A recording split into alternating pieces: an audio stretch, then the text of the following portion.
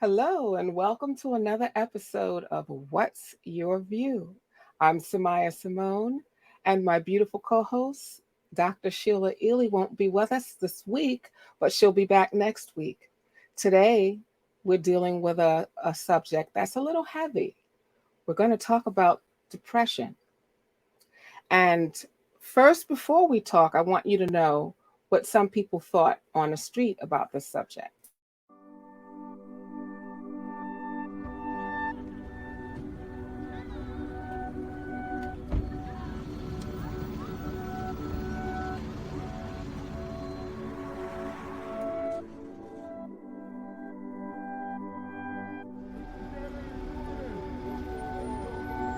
I can tell you about myself. I feel like I have depression, but it's not like depression is depression. So it's like it gets hard sometimes. Sometimes it's not as hard as other times, and it's like feeling like lost sometimes, and like you don't know what to do.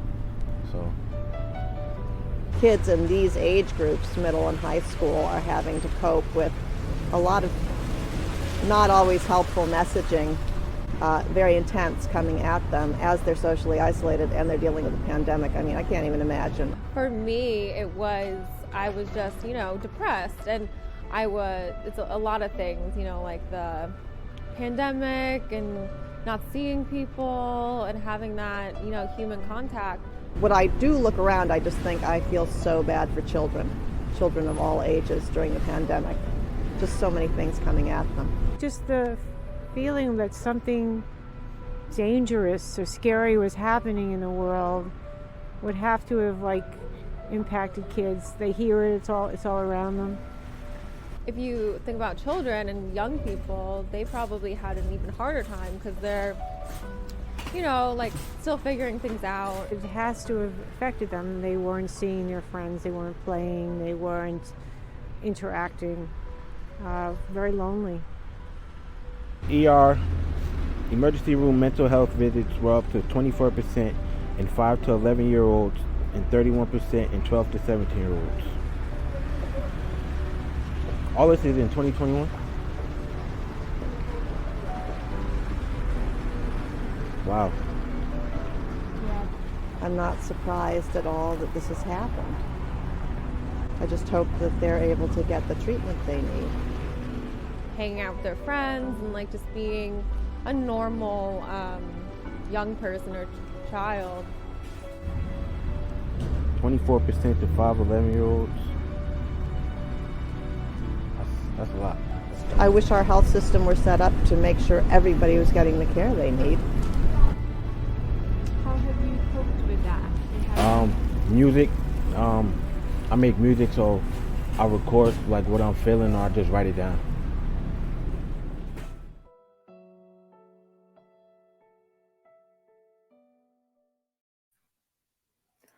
Wow, every time I watch that piece, it's hard for me not to cry because depression is it can be a silent killer. You can feel depressed and nobody knows. Nobody feels it. Nobody realizes that that's what you're going through. And if anybody out there is going through that, please get help. I'm going to bring in Dr. Linda McClain and Tim the Sackman today to talk about depression. And I want you both to introduce yourselves. Dr. McClain, let's start with you. Introduce yourself to the audience and tell us a little about your work. Yes, thank you so much. It's such an honor to be here. And I just thank you, even in looking at that, the beginning there, that I know that what God has gifted me with can be such a help to other people. I'm a psychotherapist by experience and education. I live here right outside of Detroit. I'm a Detroiter. Many years, went to Michigan and Michigan State and Merle Palmer. I have a degree in educational psychology, and I've been a psychotherapist for over 35 years, treated thousands and thousands of people. I also went to ministry school, God has used me in the areas of treating individuals, mainly children, youth, and families, sexual abuse, also in the area of developmental disabilities, working with children and youth who've been traumatized. And currently, even though I'm semi-retired, I do a lot of ministry. I also work for an agency called Black United Fund of Michigan, where I'm developing programs that empower youth. So that says it about in a nutshell. I'm married with 2 beautiful adult children and 2 rambunctious, but they're handsome grandsons. So that's me in a nutshell. Wonderful. And welcome, welcome to our show. Thank you for Thank being you. here. Thank you. My pleasure. And Tim the Sackman Manthey, please tell the audience about yourself. Yes, thank you so much for having me here as well. My name is Tim Manthey. Some people call me the Sackman because I was able to overcome my diagnosis of post-traumatic stress-induced depression through heavy bag training. So by creating a daily routine for myself, mixing in multiple mental health tools that work for me, and finally finding that one outlet, that somatic healing outlet of the heavy punching bag, I was able to overcome my diagnosis, overcome therapy, overcome medication, and continue to move forwards for the last 925 days so far. And I've been using my experience to help others and to share those tools that have helped me with others who potentially. I think we're having a couple of connection issues over here. I hope that you can hear me all right. Yeah, we heard most of what you said. And you have a Most goal, of it? Tim. I'm sorry. Yeah, we did. No, we basically got most of what you said. But you also have a goal. You're out doing this with an overall goal. Yes, absolutely. So I started 925 days ago with a daily routine that has been helping me. It's helped me overcome suicidal ideation, medication, therapy as well. And I've been sharing that routine with the world virtually on Instagram every day at 6 o'clock. We go live, and it's a virtual shadowboxing program mixed in with mental health tools. It's empowering a lot of people up out of their beds or off of their couches and start to fight forwards for themselves. And we share multiple mental health tools on there, not just somatic healing, but also visualization, meditation, breath work, and a couple of other different things that have been helping people. Now, that's been going for 925 days, but the goal that I have currently is we built a physical movement, and that's what I'm actually sitting in right now. It's known as the Beat Depression Bus. And I travel the country, and I offer free heavy bag therapy to anybody in need, anybody who's willing to give it a shot. If you've been diagnosed with depression or anxiety and you'd like to try somatic healing for yourself, more than welcome to train with me. And we train out in nature. The bus and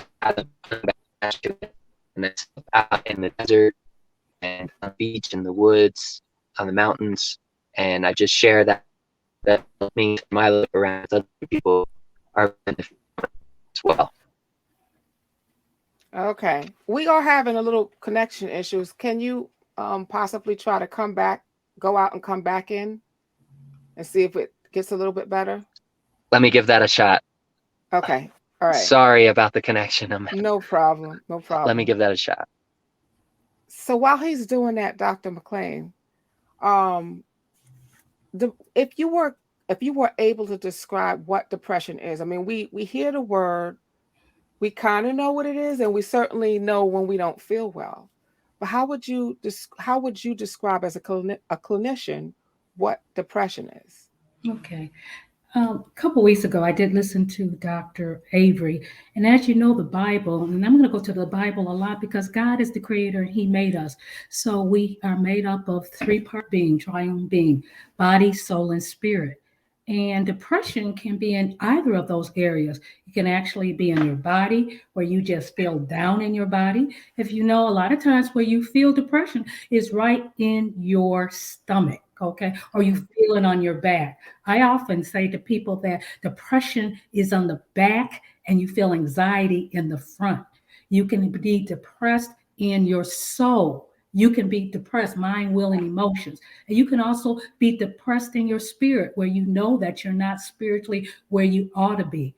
And I also remind people, remember, we have a devil and he's out there to devour us. So he came to kill, steal, and destroy. So he will bring things, as soon as we come into this earth, his job is to make life miserable for us. So every day it's a fight. But God said that he came and he came to give us life more abundantly. So depression is really feeling it's a down, depressed. Something in you does not feel like it's operating the way it should, whether it's your mind, your will, your spirit, or your soul. So Wow. that's what I would say. The body, you don't feel like you should feel. Wow. So Dr. McClain, Tim, I had just asked her to define depression, and that's the best explanation I've heard. Because we all know, like, you kind of know what it feels like if you've experienced it, right? You have some idea, but this idea you just put forth, mind, body, and spirit, that you could be depressed in either of those, and basically it's Definitely. you're not feeling the way you're supposed to feel, The way right? I would God made us to feel. The way God Because made we're us. not always supposed to be happy, but we said we are to be content. So some people feel like, oh, if I'm not happy, happy, happy, and the world certainly gives us a false impression of what it means to be happy. Right, I'm happy one day, but I'm not happy the next. But I can be content. I can be content that things will get better. I can hope that things will be better. When right, one person is depressed or even suicidal, they have lost all hope. right, right. That's it. And one of the biggest messages of this show today is that no matter how bad you feel, there is hope. There's always hope for tomorrow. Tomorrow's another day. And there are ways to Mhm, deal with depression. One of the people in the video, one of the young men there, the young man there said he uses music, mhm, you know? mhm, So there mhm. are ways to get past it. And people that you can go to, like Dr. McClain, who are trained to help you through this. You don't have to die on this ledge, right? Or to give up on this or at this time, even though it feels bad. Correct. for Very sure. correct.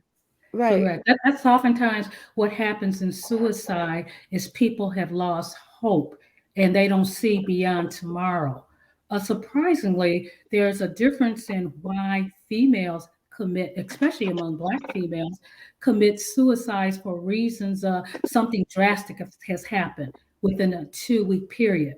Whereas men, it's basically because of something going, some type of family relationship. And so when you lose all account of there's a tomorrow, then you become so depressed in that darkness and you can't, your eyes, there's a Bible saying that the eyes of your understanding, it's almost as if it's in your mind. It has convinced you that there's nothing better. There's not tomorrow. There's not a better day.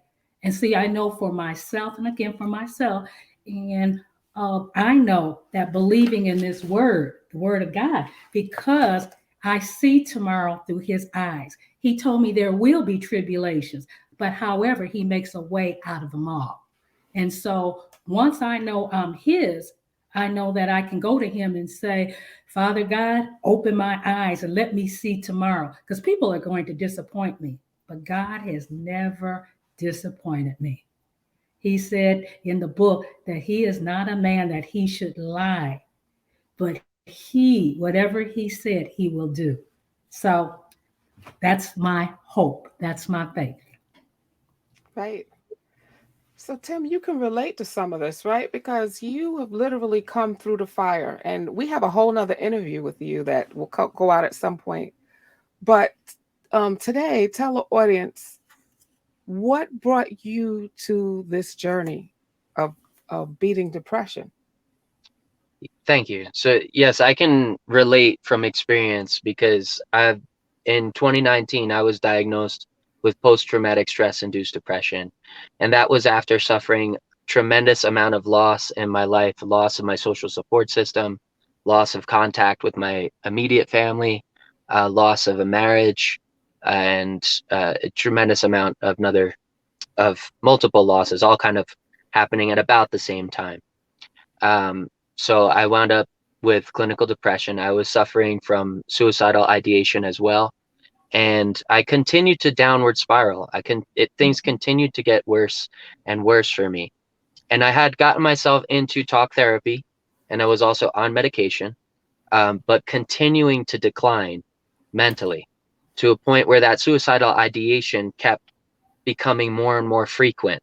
And then one day I just woke up and it was literally the only thing that I could see. So relating to what Dr. McClain had mentioned, it's that loss of hope, but also the fact that you are in such a deep darkness that you can't even consider that there's an option of hope. You can't, it feels as though you cannot see anything other than darkness. You cannot see any way forward. And that's how I felt. It felt like there was no way for me to make things better. They were just continuing to get worse and worse and worse. And so I hit that point where I woke up one morning and the only thing that I was on my mind was ending my life, because I thought that was the only option. I had up until that point kind of lived for everyone else, lived for family, lived for friends, lived for marriage, lived for my religion, just everything other than myself. And I had depreciated myself to that point by not showing myself love and my self-care. So I got to that point where I could not see the way out. I wound up in an emergency room and going through that process because I thought I wanted to end my life. And it was there in the emergency room that I made a decision that I would do something for me, even if I could not see the way out, even if I did not have, because I didn't at that point, I didn't have hope that things would get better.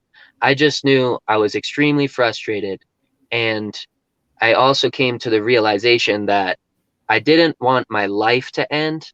I wanted the pain and the suffering to end. And up until that point, I had considered those two things the same. I felt that my life was pain and suffering. But the truth is, I was able to give myself an option. If someone presented me with that option that day, would you like to end life or would you like to end the pain and suffering and keep the life going? The clear, logical answer was, yeah, if that's a possibility, let me end the pain and suffering. So I was very angry. I was very frustrated. And I decided, even though I couldn't see the way out, I was going to get something that I could just depend on me, not depend on words from another or medication or someone else to solve my issue.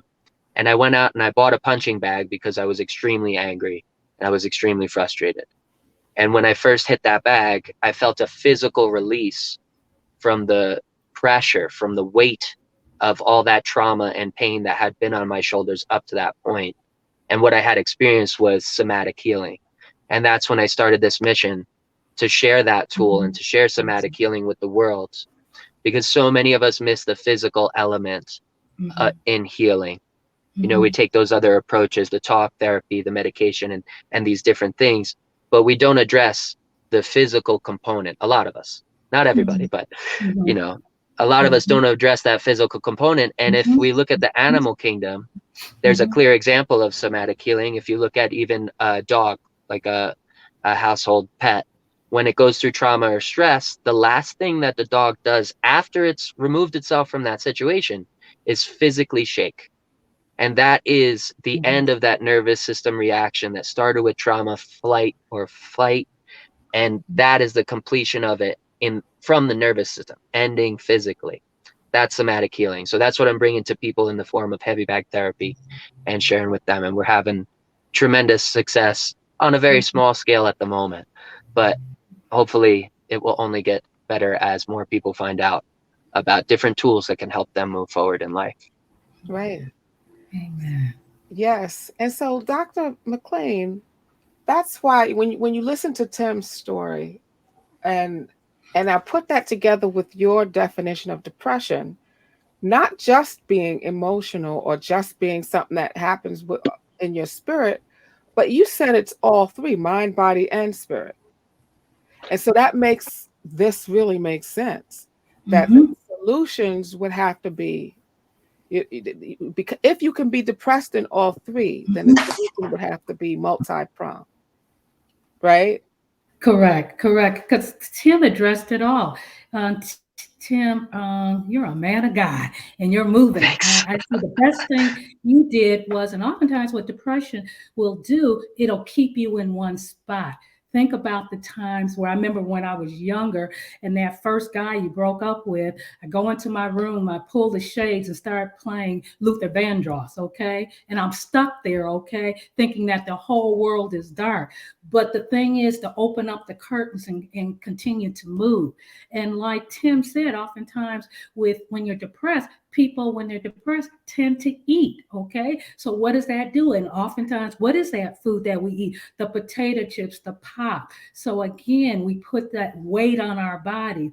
Then we tend to listen to the negative music, reinforcing that sadness. And then I cut other people out from the world. And then what Tim did was the most important thing. You found purpose, Tim. You began to find a purpose in the middle of all the pain. You found purpose. So now you're taking what you learned and you're sharing it with others. So that's the best thing. And that may be the purpose that God has for you. He didn't bring, of course, what those circumstances that happened in your life, but through this, he said what the devil meant for evil, God is finding for good. So you're on the right track, not only helping yourself, but helping others. I have a notion that I used to use in therapy a long time ago. I said, when people are mad, sometimes you can be very mad. And what happens is you become very sad. And it's almost a cycle, mad, sad. I'm mad at the world. I had all these losses. These people did these things to me. They left me. What did they do? I become sad. And then it becomes a cycle. So what happens to get off of that cycle? That's when the depression sets in to the point of suicide. The devil meant for you to take yourself out. But at that time, you said, even in terms of medication, sometimes medication is good because it changed some of the chemicals, but that's not all the time the solution. Many times it's not. Oftentimes what I saw was to start the medication to at least bring the chemical level up. Because I see where there's a level of depression, and I always would gauge myself. Don't get to that point where you start to change the chemicals in your body. At that point, you may need some psychotropic medication, but at a point in time to come off of that, you've got the tools now. Let's keep the body moving. The most important thing is to keep the body, the mind, the spirit moving. So once you stay parked in one place, that's where the depression can set in. That's depression where it can continue to set you down, down, down, where you almost feel like you're in the pit of hell. That you said, that pain. I just want to get rid of that pain, that darkness. Yeah. Okay. Absolutely. Yeah. But you hit so many good points there. The isolation, the lack of movement, the surrounding yourself with negative, because the depression kind of shifts you in that direction, and you look for that familiar feeling, and you just feed it. You end up feeding it in isolation, and it just gets worse. But I think, Sumayyah, too, you had mentioned that it's multifactorial, right? It's not going to be one thing that gave you depression. It's a combination of all these different things that are affecting you in your environment and your life experience. So the solutions are going to be multifactorial too. You're going to have to take care of that mind, body, and spirit, and hit it from every angle that you possibly can, so that you can arm yourself with the most tools and have that best fighting chance forward at improving your mental health and getting out of that darkness. Right. Okay. And, in particular, I know the audience that watches this show have been isolated, sometimes from our families, lots of times from friends and neighbors. Standing up for what's right isn't an easy thing to do at a time in the world where there's so much evil, right? Where evil seems to be reigning. And I say seem to be, because we know who really reigns is God, but, that demonic spirit can be very, it's real. He can make it look real, And so a lot of us, I think, are battling with, if not depression, anger, fear, like we're battling all of these emotions. So this episode really is in honor of those of us who are standing up for what's right. To say, yes, this may feel bad right now, but that it's not going to continue to be that way. You know, stand up like Tim, like you've stood up, like you know what that feels like. And I'm Dr. McClain, I know what you know what it feels like to stand up against something that seems bigger than you. Right? And to take hits and be like, whoa, like, you know, I'm doing the right thing. It sure don't feel like it, you know, and it can get pretty dark outside. It can feel pretty dark, but it's an illusion. Definitely. For sure. Definitely. See, I stand, when you stand on the shoulders of God, that's your spiritual strength. And he won't leave you or forsake you. You know, a lot of times, like you said, other people leave you, but I can always turn to him. Since I've been a little kid, I got this conversation going with them. And also a prayer warrior. And they have found that prayer actually changes your mindset. It changes different chemicals in your body. And even I pray in the spirit, I pray in tongues. They have found that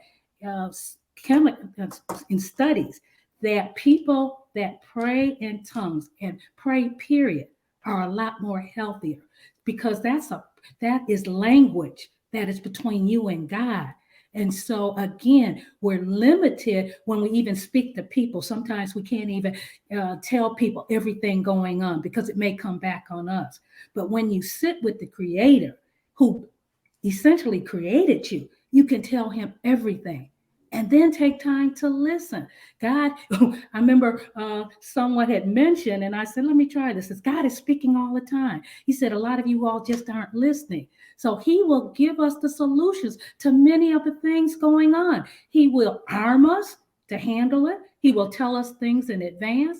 And then when I look at the back of the book in the Bible, it says we win. But he said throughout life, you're going to have tribulation. So I got this enemy that's always there. But in the end, he's given me a bunch of tools so I can overcome. So I can't get too down knowing all that information. I know in the end, I'm victor and I can smile. That's why I'm so glad these masks are coming off, because I definitely feel that was a tool. That was a demonic tool that we could not see each other smile. And someone said, you can smile with your eyes. I look at a person's whole face, okay? Right. And so you could imagine, we haven't seen each other smile, in the last 2 years. But again, the mask is coming off. Right. And imagine people who are already feeling isolated, not being able to see a face. You know, not being able to see someone smile, you know, or we're trained on a human face from birth. And that's a fact, right? Babies, when they come out, first thing they lock in on is the face.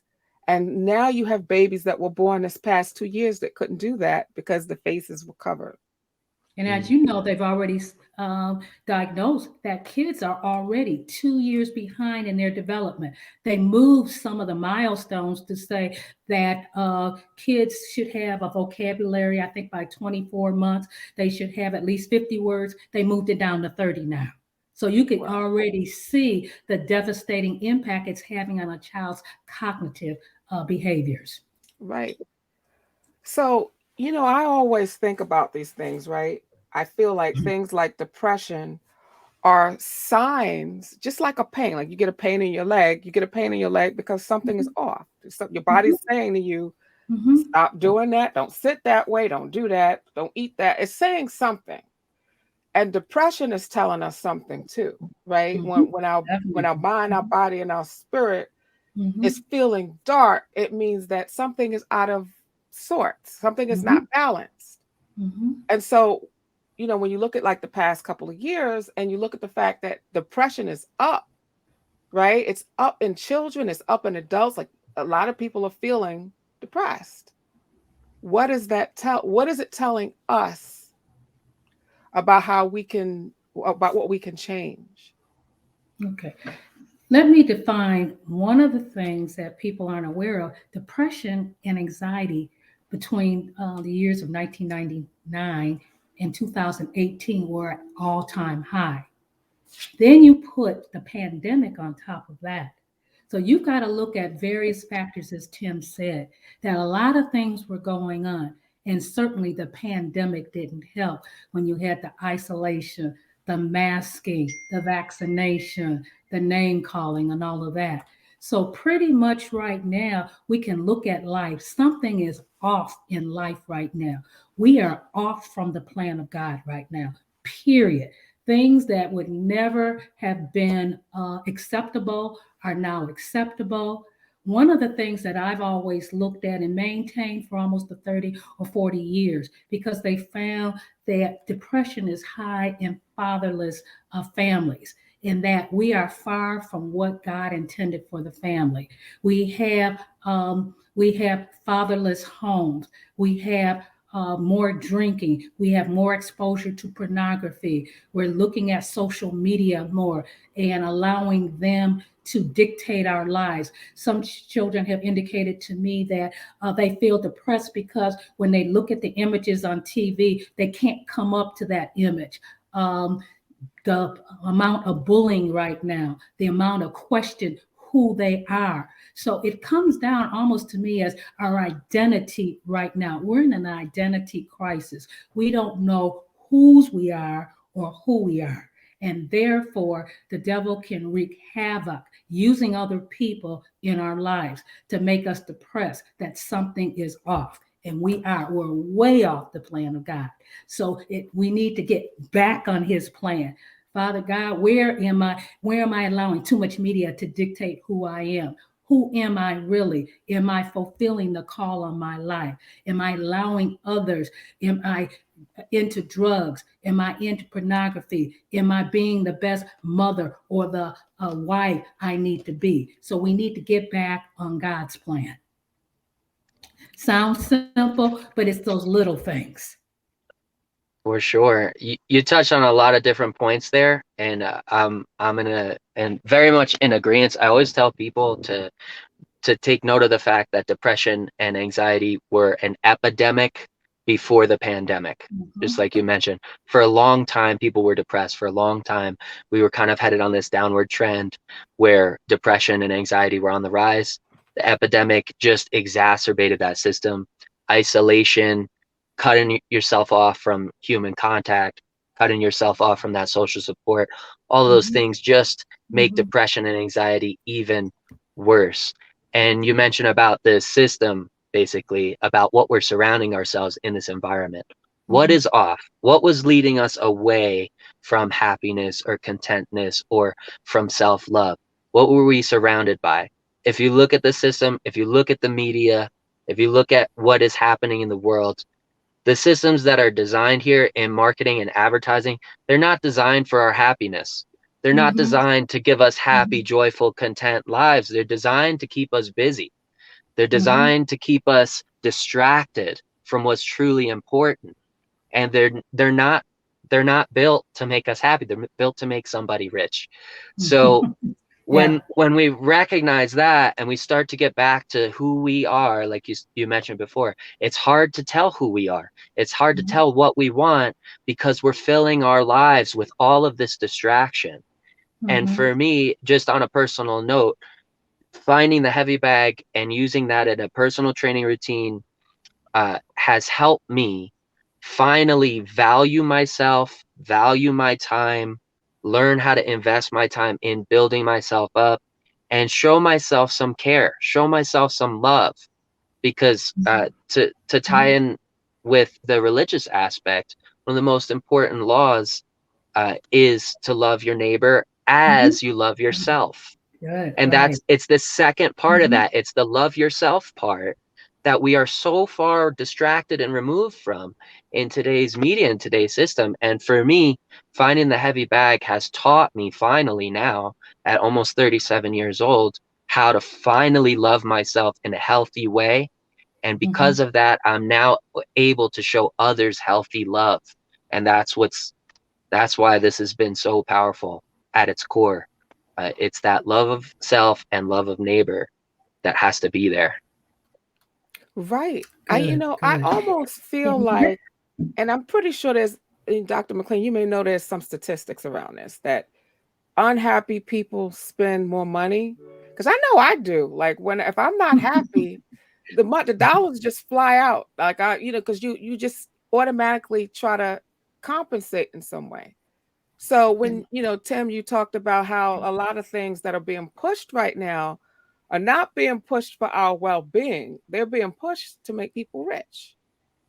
Right? So it makes me wonder, if we know that's a motivation, but I also think there are people people on the planet who have given into certain I could just say evil, that they don't want to see us prosper, For So sure. I think it's really important. You could go ahead, Dr. No, McClain. I said Tim made an important statement when he said he referenced the commandments. Remember, the first one is love God, and then love your neighbor. And many of us, and God says in His Word, if you love Him, you'll keep His commandments. How off are we in that, And even in terms of wanting to covet that, everything we see on television, the bigger house. And then you notice that those same people that you see at People magazine, they're so unhappy and they've got mental challenges and they're getting one divorce after another. And when does it ever end? But what you see pushed all the time is that you need to strive to be this, you need to strive to be that. So you're never supposed to be content with just being the person that you are. So I really related to what Tim said and trying, and that happens in the homes too, because sometimes families buy into that. Children feel like, they're bugging their parents you got to get this for me, you got to get that for me. And the parent is working overtime, and then the kid is also saying the parent never has time to talk with me. And so you feel that isolation in the home. But again, that's getting caught up with the world and the worldly's way and not getting caught up in what God says is His way of living life. Right. So basically, we've come so far away from the natural order of things, right? That Even in terms of eating. Think about it. I think, Tim, you referred to it. We're supposed to be eating from the earth and all the stuff that causes depression as well. All that sugar that's in our bodies. Okay. When we eat that sugar, guess what? It depresses the body from doing what it's supposed to do. We've been slowly but surely getting away from what the earthly things are. There are many families where the children don't even eat vegetables and fruits. And I've talked with parents and they said, well, they only want McDonald's. Well, that's not good. And the parent feels, I can't do anything about it. Well, what happens, you got a depressed kid, you got an overweight kid, you got a kid that's already starting to manufacture or manifest some symptoms in their body as a result of not being healthy. So again, we're not taking care of this temple. And then we're seeing depression in the body. So what Tim is doing, he's moving, he's using exercise right now. And it looks like he got a pretty healthy body looking there, Tim. So I can imagine that the exercise helps brings on the sweat, helps to take care of some of those calories. And in turn, you got that body going. So your body mechanism can't be depressed because you're moving that body and you're operating in the way God wanted you to operate in terms of your body. For sure. I'm doing my best out here. I'm definitely not perfect on my diet, but I agree with you 100%. It goes back to that multifactorial thing. Depression's multifactorial. So diet, exercise, what are you surrounding yourself with? Why do kids want McDonald's? They're watching McDonald's commercials. They're being fed the idea that this is what they want. But if there were commercials for gardens and vegetables, then they would want vegetables. It's what can we change? What is it that's causing this mindset? Because like I said, it's multifactorial. We're products also of our environment. So the environment that you're in is going to determine what you believe you want or what you think you desire. So yeah, getting back to that natural way and what you actually need, what actually makes you happy, right? Sugar makes us momentarily happy, but then the crash later, that's not going to make you happy. What about Right. something that gives you sustainable energy or sustainable happiness? You're going to find that Mhm. with healthier food or making healthier choices. So it takes a lot of self-reflection, a lot of self-awareness, and it takes action too. I think that's an Mhm. important part, that people, faith is an important component. Faith Mhm. is incredibly beneficial, but faith without works is dead, right? Mhm. So Mhm. we need the action. We need to take action when we recognize we can't just have faith. We have to also put it into action, put it into works, and make those changes so that we can benefit ourselves. Yeah, my pastor this morning, in fact, was talking about faith, and we have 5 action steps. The first one is hearing the word of God, then believing the word of God, receiving the word of God, then believing, then acting on it is the last one, and then you have to speak it. You speak it, and then you act. But that oftentimes we'll do the first 4, but we don't act. And like you said, faith without works is dead. So you sit there, you heard the word, you heard that you need to drink more water, but you say to yourself, water doesn't have a taste to it. So I'm going to instead drink some juice, which, just has as much sugar in it. So I really haven't been acting what I've been hearing. And so that's one of the most important things, is to move and then act on what you believe. Right. And you know what? Tim said something else. And you talked about that momentary pleasure you get from eating sugar. But I don't think it Right. stops at sugar. There's a lot of stuff that gives us momentary pleasure. And there Mhm. seems to be some price to pay. This is just my observation. And I'm sure, Dr. McClain, you could put this in scientific terms too, right? Mhm. This momentary pleasure that we get from stuff like sugar, it could even be from behaviors, right? And Mhm. then the price to pay on the back end can feel like depression. Mhm. Mhm. Sinning is kind of pleasurable if you can think of some things that you do that aren't right, but they're momentarily. And they're momentarily pleasure. But then what is the outcome? What is the impact? Was it worth it? I've counseled another number of people that have had relationships outside of marriage. And when some of the people reflecting back, that momentary pleasure, was it worth it? When in the end, you mess up the family, you mess up yourself, you mess up your children. Is it worth it? Even eating that extra chocolate, when you look down, you made so much progress in terms of your diet. But the thing is that the good part is that God forgives you. So you got to forgive yourself and stop blaming yourself. Yes, you fell, but guess what? God said he will forgive you and clean you of all righteousness. So the first thing is to admit, I came up short. But guess what? God's forgiveness is in there. May take a little while longer to for others to forgive, but at least forgive yourself. You got God's forgiveness, and then move ahead and look at what do you need to do. You may not be able to make all things right, but he can. And just really to rely on his love, his faithfulness, and you can proceed. But don't dwell in, oh, I messed up. I can't get out of this rut. No, you can't. Move. God will move you, but just first acknowledge it and accept his forgiveness. Right. So, with depression, what you're saying then is that, and you did say this early on too, like with mind, body, spirit, that the body, like with Tim, like what you're doing with exercise, the mind may need to talk, right? Or may need help with medication, but the spirit needs prayer. That's Mm-hmm. what it sounds like. The conclusion of this could be like. I mean, like, what do we tell? How should we tell um the audience to respond when they're not feeling well? Like, what do you do? Okay.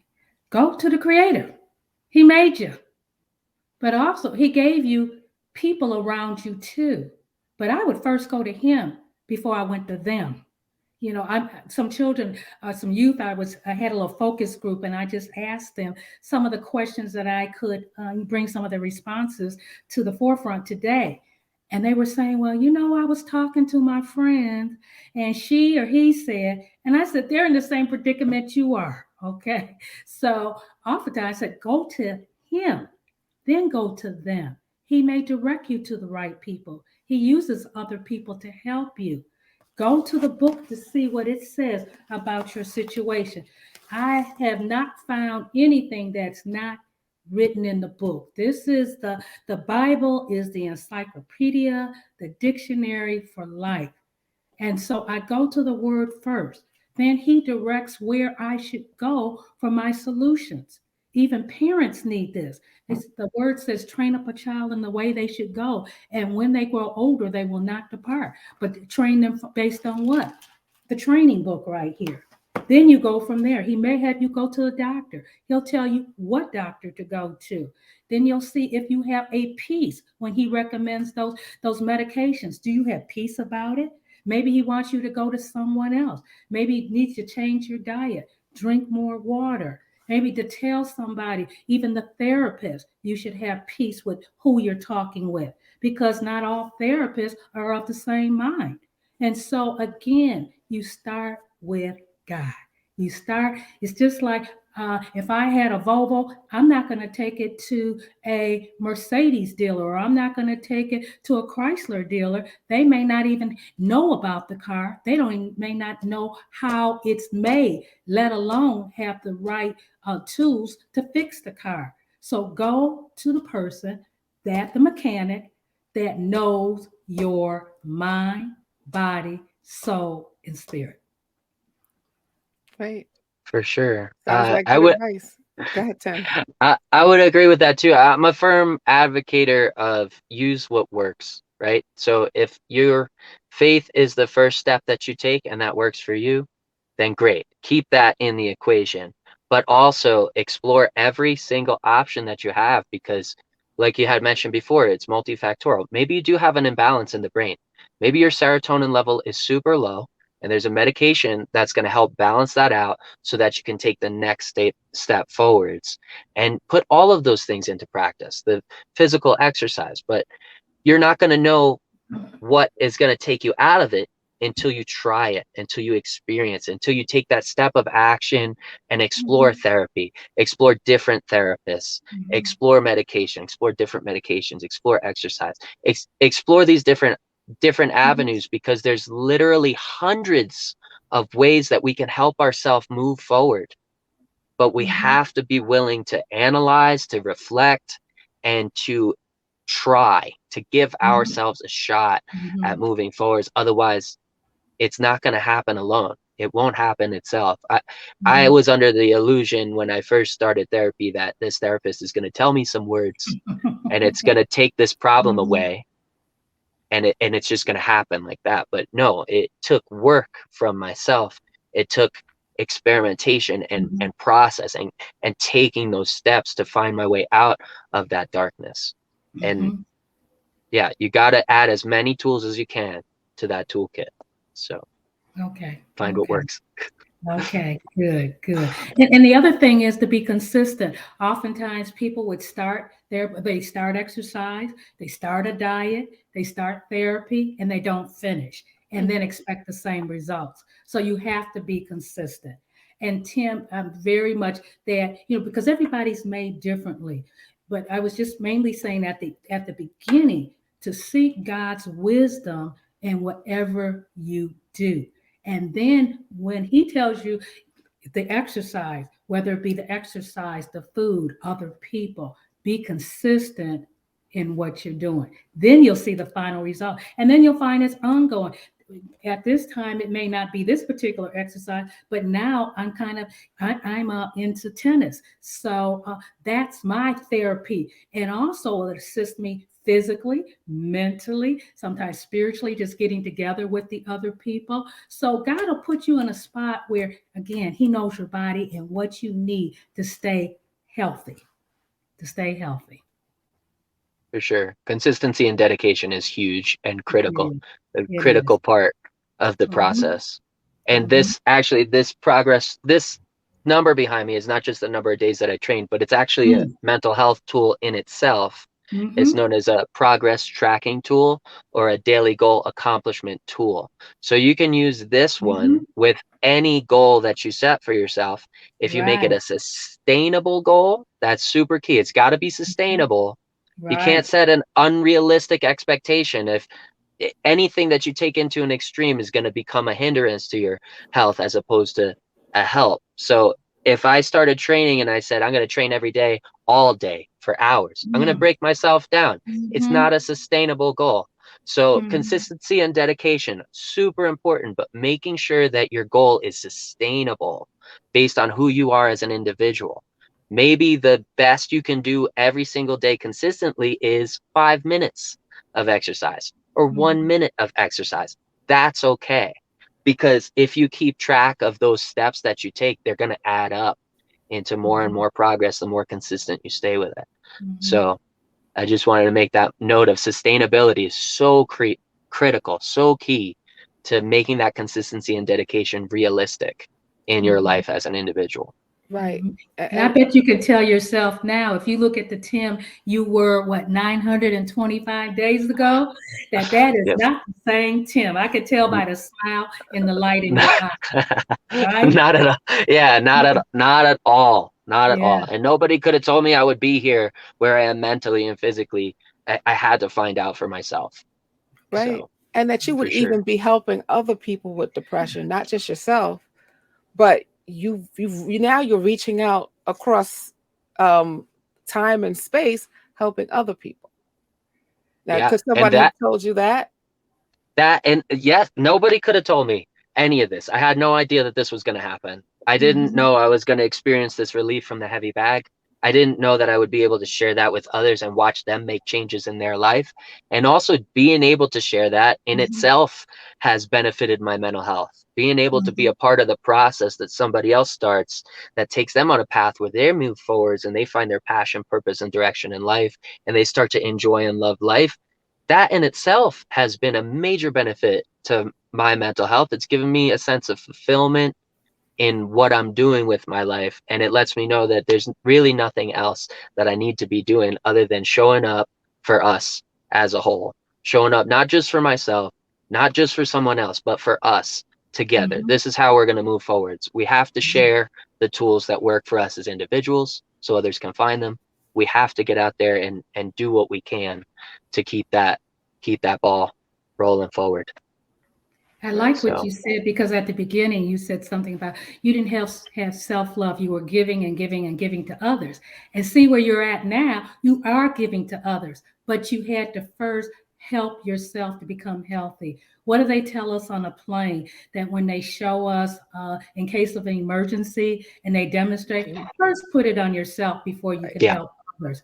And so you had to get help yourself, and now you're healthy enough. And you're getting healthier as you help others, because God does want us outward focused. He wants us to be healthy, but he also wants us to help our neighbor as ourselves. Right. 100%. Dr. Ealey and I talk about healing all the time. And one of the things that we both find fascinating is the divine part of the process, it seems, right? Like you start off with this, it's almost like this period of time where something gives you hope. And I think it's the grace of God, right? It gives you hope. And then there's like this snowball effect that happens, right? You make some move that's different. You make a decision that's different. And then the people you need, the information you need, all of these things tend to just happen, right? And when you look at it and you really think about it, it's bigger than you. It's more than what you can orchestrate. And I'm sure, Tim, you've seen it. We've talked about this, right? Yeah. Where you literally end up being and you said it, Dr. McClain, with God, what man intends for evil, God uses for good. I think that scripture describes it perfectly, because in the beginning you can't see where the good is going to come. Like, what good is there in depression? What good is there in cancer or anything that challenges us, right? but then you can see all of this good come out of it, and you realize that there was something bigger going on. Because the word says God's ways are bigger than our ways, and his thoughts are bigger than ours. So I can see this, and I'm kind of tunnel vision. And that's what even happens in depression. Your tunnel vision, because your only concentration is because you hurt. All you know is that it does not feel good. But once you get into your purpose, all of a sudden you see that God has this unlimited possibilities that I even get to choose from. And he puts you in like doors suddenly open that never opened before, and the other doors closed that needed to be closed. And all of a sudden, when you're walking in your purpose, you're saying, God, I could have never imagined that I would be able to touch so many people, to have so many people come back and say, Tim, you said that thing the other day and it's actually working. And you find yourself even saying things that you said, well, that wasn't even my thought, because now he can use you for his purpose. And then life is unlimited. For sure. There's definitely no limits, and my mind has been blown regularly on this journey forwards. Yes. I'm at a point now where I'm grateful that I had depression. I'm grateful that I went through the trauma and the pain and the torture, as bad as it was, because if I didn't, I wouldn't have been able to find the way out. I wouldn't be able to share it with others and watch them make that progress and move forward in their lives. And by doing so, I wouldn't be able to continually benefit my life and improve my life every single day. And that tunnel vision, right, that you talked about before, it falls in line with what you seek, you'll find, right? So if you're tunneled in on the negative and that's all you're thinking about, that's all you're looking at, then you're going to find all these reasons why life is terrible and life is negative. But when your perspective shifts and you start to focus on what you can do, right? Not the things that are out of your control, but what you can do to improve the situation. And that starts to become your focus. You start to find it. Even if you didn't expect it or you didn't think it would be there, you start to find those ways forwards, and that becomes your life experience. I was stranded multiple times across the west coast of this country as this bus broke down, and I thought those were going to be terrible times. I was stranded in Death Valley for a whole week. But while I was there, I was able to help dozens of people. I was able to make connections with people who were passing through, truck drivers, workers at the local fast food place. I was able to make connections with traveling martial artists who happened to be passing through. And those connections have led me to other people and helped create this ripple effect of positivity, to the point where one of the people that I met while I was stranded on the side of the road in Death Valley introduced me to his group of people on social media. And one of those people was suffering from PTSD and depression. They started taking the course that I do every day, over 100 days, and it helped them move forwards, make progress, stop their PTSD, and start making progress in life. That wouldn't have happened if I wasn't stranded in Death Valley for a week. Who would have imagined? Who would have imagined? Yeah. Right. It makes you wonder, were you stranded in Death Valley, right? Like, was there a reason for you to be there? Like, you thought it was being stranded, but were you really stranded? Were you really? Or was it an opportunity for him? Right. It was an opportunity. Right. He's the light. And he will bring, as we started, remember, depression is about darkness, whether it's in the body, soul, and spirit. God is the light and the light. So once that light comes in, you begin to see opportunities that you didn't see before. You begin to see things. You even see people in different perspective. But you have to allow the light of his love to come in, and you can see so much more beyond your circumstances.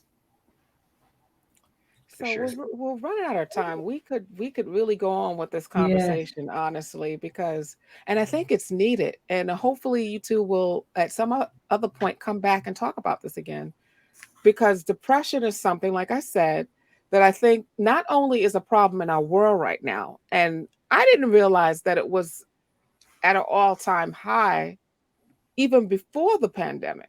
I mean, I should have realized it though, right? Because when you look at some of the things that's going on, but in particular, the people who are standing up to a lot of the things that's going on, I feel like a lot of us are getting hit double because we are losing. We're losing people. We're losing jobs, right? We're losing the lives that we thought we were going to live. And what is that being replaced with? Right. So I really want our audience to understand that there's hope. There's always hope. Hope. And Dr. McClain, tell the audience where they can find you. Okay, I'm not on social media, but you can, if you can put my email there, I use Jubilee, Jubilee, with a dot in the number 50 at C as in cat, faith, FAITH.com. So Jubilee, all in small caps, dot 50 at cfaith.com. Okay. And I'll put that in the show comments as well so that you guys can get it there. Tim, tell the audience where they can find you. Absolutely. You can find me every day live at 6 o'clock Eastern Standard Time on Instagram at Sacklife Official. Let's see if I can get it to, there it is. Or you can find me at the website at sacklifeofficial.com. And that's where you can book an appointment with the Beat Depression Bus, doing training out in nature. And also, I just want to mention really quick, everybody who follows the account is welcome to train with me for free. We're using social media numbers to create even more free mental health care opportunities for the world. So please do find me on social media. Wonderful. And family, I always tell you guys that if you want to see change and want to see positive change in the world, you have to support the change makers. So look up Dr. Linda McClain, shoot her a message, show her some support. Tim, look Tim, the Sackman Manthey, up on Instagram. I know you're on Instagram. I see you punching every day. Look them up, follow them, give them support. We want to put our eyes on the things we want to see more of, right? We want to bring about the beauty in this world by looking at it and participating in it and encouraging the people who are bringing that in. So I want to thank you guys again for being here. I really appreciate you. I appreciate you. Yes, I appreciate Thank your you so message much. of hope. It's been a blessing. You're welcome. Thank you. And